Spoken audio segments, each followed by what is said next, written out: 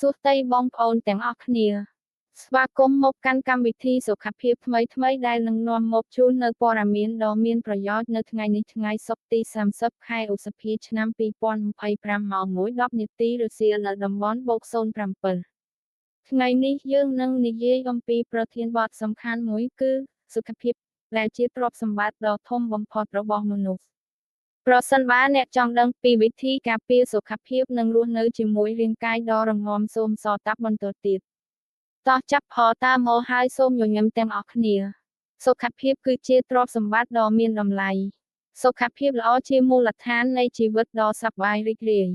គ្មានសុខភាពល្អយើងមិនអាចរីកចម្រើនក្នុងការងារគ្រួសារឬសហគមន៍បានទេ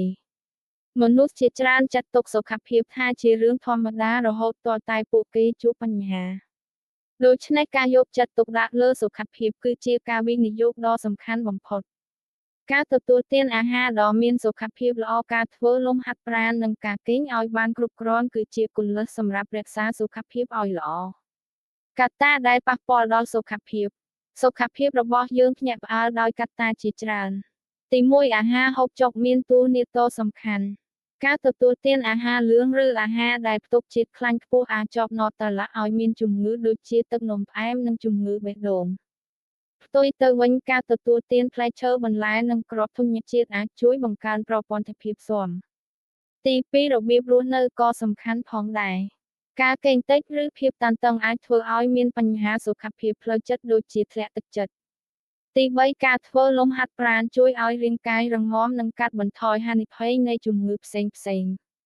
វិធីការពារសុខភាពដើម្បីរក្សាសុខភាពល្អយើងគួរចាប់ផតតាមមកពីទម្លាប់ថ្ងៃត្រង់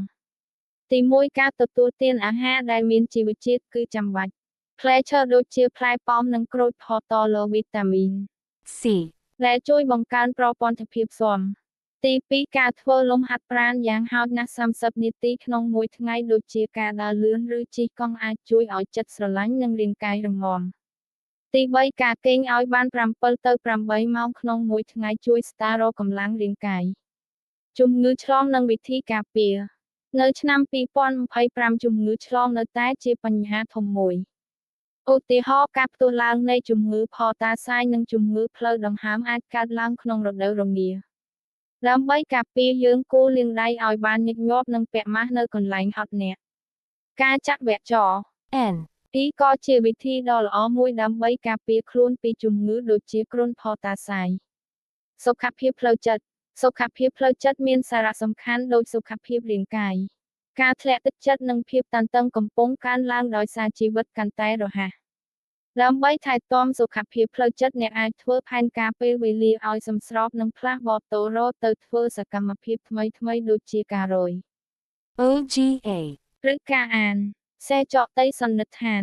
សុខភាពគឺជាកម្មសិទ្ធិដ៏ធំបំផុតដែលយើងមានដោយថែទាំខ្លួនឯងយើងអាចរស់នៅជាមួយភាពរីករាយនិងភាពរឹងមាំតើអ្នកមានគម្រោងថ្មីណាសម្រាប់ថែទាំសុខភាពរបស់អ្នកទេសូមចែករំលែកជាមួយយើងសម្រាប់ព័ត៌មានសុខភាពបន្ថែមទៀតកុំភ្លេចតាមដានកម្មវិធីនេះជួបគ្នាវិញនៅកម្មវិធីក្រោយជម្រាបលា